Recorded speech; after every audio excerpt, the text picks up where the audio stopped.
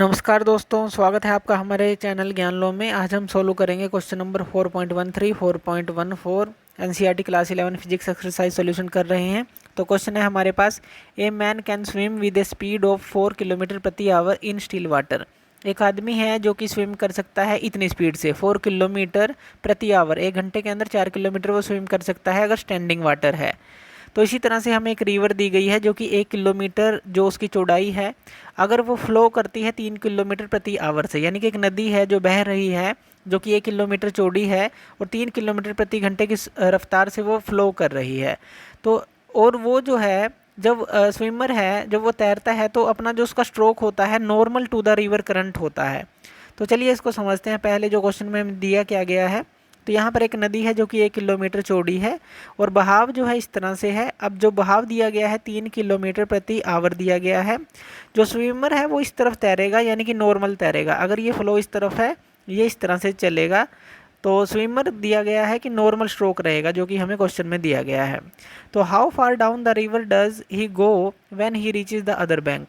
तो वो कितनी दूर जाएगा जब वो दूसरे किनारे पर पहुंचेगा। मान लीजिए यहाँ से चलता है तो विद द फ्लो वो तैरेगा, तो मान लीजिए वो यहाँ पर पहुँच जाता है दूसरे किनारे पर। इसको आप ए ले लीजिए, ये बी पर पहुँच जाता है।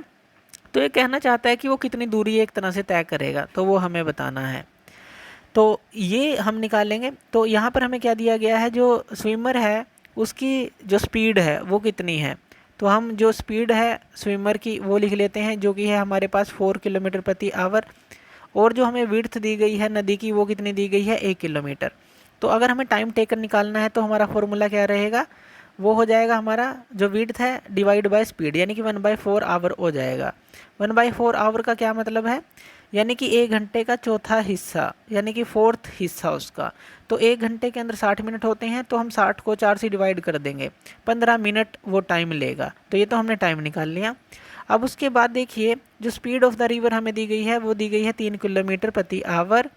और जो हमारा डिस्टेंस कवर होगा फ्लो के साथ, अब देखिए जो फ्लो के साथ ये जो है फ्लो इस तरफ है और डिस्टेंस कितना कवर होगा, तो वो हम निकाल लेंगे। वो क्या आ जाएगा हमारा 3 × 1/4, यानी कि अगर आप इसका फॉर्मूला देखते हैं तो वो आ जाता है हमारे पास 3 क्या है यहाँ पर VR और ये क्या है T, 3/4। और इसको अब अगर हम 1000 से मल्टीप्लाई करेंगे तो हमारे पास मीटर के अंदर आ जाएगा कि कितनी दूरी वो तय करेगा। इस 3/4 को डिस्टेंस कवर ये आ गया इंटू 1000, यानी कि मीटर के अंदर, ये किलोमीटर में है तो मीटर के अंदर हम इसको निकाल सकते हैं। तो इस तरह से ये डिस्टेंस कवर्ड हम निकाल लेंगे। जो नेक्स्ट क्वेश्चन है चलिए उसको सोल्व करते हैं। नेक्स्ट क्वेश्चन है, इन ए हार्बर, यानी कि एक बंदरगाह है जहाँ पर हवा फ्लो कर रही है। बंदरगाह जहाँ पर जहाज को हम बांध कर रखते हैं और वहाँ पर 72 किलोमीटर प्रति घंटे की रफ्तार से हवा फ्लो कर रही है। और उस शिप के ऊपर, उस जहाज के ऊपर एक फ्लैग लगा हुआ है। एक लंबा हमारे पास जिस तरह से एक मस्तूल होता है उसके ऊपर जो है एक लंबा डंडा कह लीजिए आप, उसके ऊपर एक फ्लैग लगा हुआ है, झंडा बोट के ऊपर। तो वो जो है फ्लटर कर रहा है, लहरा रहा है नॉर्थ ईस्ट डायरेक्शन में। तो वो नॉर्थ ईस्ट डायरेक्शन में लहरा रहा है। एक तरह से इनडायरेक्ट वे में यहाँ क्या दिया गया है कि नॉर्थ ईस्ट डायरेक्शन में जो है हवा चल रही है, विंड ब्लो कर रही है। तो if the boat starts moving, अगर बोट स्टार्ट कर देती है फ्लो करना, कितनी स्पीड पर, 51 किलोमीटर प्रति आवर की स्पीड से, और नॉर्थ की तरफ जाती है, तो डायरेक्शन क्या रहेगी फ्लैग की, जो ऑन द मास्ट पर लगा है, यानी कि सबसे ऊंचाई पर लगा है बोट की, तो उसकी हमें बतानी है डायरेक्शन। तो अकॉर्डिंग टू क्वेश्चन जो है हम फिगर बना लेते हैं। मान लीजिए नॉर्थ और ईस्ट हमने ये दो दिशाएं यहाँ पर बना ली हैं, यानी कि इस तरफ क्या होगा, इस तरफ वेस्ट होगा और इस तरफ क्या है, इस तरफ साउथ होगा। तो ये दो डायरेक्शन हमने, नॉर्थ ईस्ट की तरफ जो है हमें दी गई है कि 72 किलोमीटर प्रति आवर की स्पीड से जो है विंड ब्लो कर रही है। अब देखिए नॉर्थ ईस्ट डायरेक्शन में फ्लैग हमारा फ्लटर कर रहा है, लहरा रहा है, यानी कि यहाँ पर जो है नॉर्थ ईस्ट डायरेक्शन क्या होगी, यहाँ पर ये होगी। अब यहाँ टोटल जो एंगल है अगर हम देखें 90 डिग्री है, तो टोटल एंगल तो होगा 90 डिग्री। और इतना एंगल हम देखें क्योंकि नॉर्थ ईस्ट डायरेक्शन में बीचों बीच है, तो ये आधा हो जाएगा, 45 डिग्री हो जाएगा। तो इतना हमें गिवन है। तो यहाँ पर देखिए वेलोसिटी ऑफ बोट जो है वो 51 किलोमीटर प्रति आवर दी गई है, 51 किलोमीटर प्रति आवर। तो वेलोसिटी जो है वो जो बोट की दी गई है वो किस तरफ जा रही है, नॉर्थ की तरफ। तो नॉर्थ ईस्ट डायरेक्शन में है, तो हम यहाँ पर लिख लेते हैं कि ये VB है और ये क्या है, VW है। क्योंकि ये नॉर्थ ईस्ट डायरेक्शन में फ्लो कर रही है, हमारी विंड है, क्योंकि फ्लटर कर रहा है, लहरा रहा है झंडा नॉर्थ ईस्ट डायरेक्शन में, यानी कि विंड की स्पीड हमें जो वेलोसिटी है इस डायरेक्शन में दी गई है। तो यहाँ पर जो विंड की वेलोसिटी है वो 72 किलोमीटर प्रति आवर है, ये भी हमें पता है, ये हमने फिगर बना ली। अब इसके अंदर देखिए, इसके अंदर जो हमारा आ जाएगा, हमें क्या निकालना है, अगर हम देखें VWB निकालना है, यानी कि velocity of wind with respect to boat जो है VB आ जाएगा। आप इसको कैसे लिख सकते हैं, VW प्लस माइनस VB, इस तरह से लिख सकते हैं। तो यानी कि आपको जो है माइनस VB डायरेक्शन यहाँ पर लेनी पड़ेगी, VW प्लस का हमारे पास है ही, तो माइनस VB डायरेक्शन इस तरफ हम ले लेते हैं, सेम मैग्नीट्यूड लेकिन डायरेक्शन उल्टी, ये माइनस VB आ गई। अब जो है इनका रिजल्टेंट ले लेते हैं, जो VW है और VB है, तो मान लेते हैं कि जो रिजल्टेंट है हमारा ये रहता है, ये हमारा रिजल्टेंट आ जाता है। अब यहाँ पर देखिए जो ये एंगल होगा इन दोनों के बीच में, यानी कि इन दोनों के बीच में ये एंगल कितना होगा, ये एंगल होगा हमारा बीटा, और टोटल एंगल कितना होगा, यानी कि यहाँ से यहाँ तक का ये एंगल होगा theta, according to parallelogram law जो है इतना होगा। तो ये रिजल्टेंट मान लिया, यानी कि जो VWB हम निकाल रहे हैं, ये चीज़ हम निकाल रहे हैं, तो ये यहाँ से यहाँ तक थीटा हो गया, और इन दोनों के बीच में ये हो गया बीटा।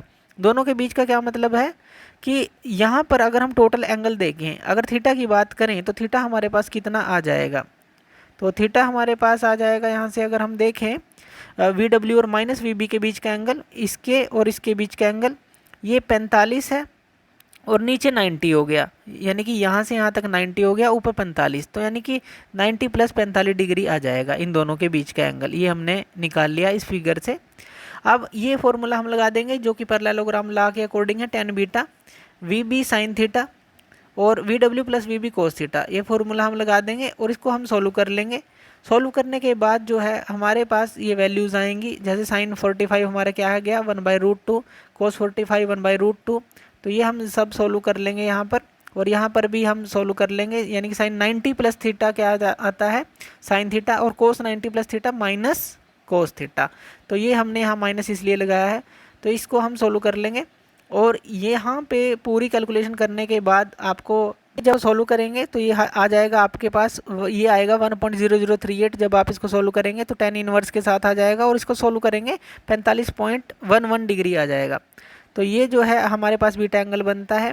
और अगर अब ये तो आ गया हमारा पूरा बीटा एंगल, बीटा एंगल का क्या मतलब है, यहाँ पर अगर हम देखें यानी कि इन दोनों के बीच का एंगल यहाँ से यहाँ तक का, अगर हम ईस्ट की डायरेक्शन से देखें, अगर यहाँ से ईस्ट से देखें तो यहाँ से विद रिस्पेक्ट टू ईस्ट देखें तो ये कितना है, तो ये भी आप निकाल सकते हैं। तो ये कैसे निकलेगा हमारा, तो हम क्या करेंगे 45.11 में से या 45.11 डिग्री में से सॉरी, हम जो है 45 डिग्री को घटा देंगे, यानी कि 0.11 डिग्री जो है ये आ जाएगा angle with respect to the east direction. तो हम ये जो है ये भी निकाल सकते हैं। तो इस तरह से देखिए आप इस क्वेश्चन को सॉल्व करेंगे और पूरी की पूरी वैल्यूज़ जो है आप निकाल लेंगे। तो थैंक यू वीडियो देखने के लिए, और इसी तरह की वीडियोज़ के लिए आप हमारे चैनल ज्ञान लो पे हमें सब्सक्राइब कर सकते हैं। धन्यवाद।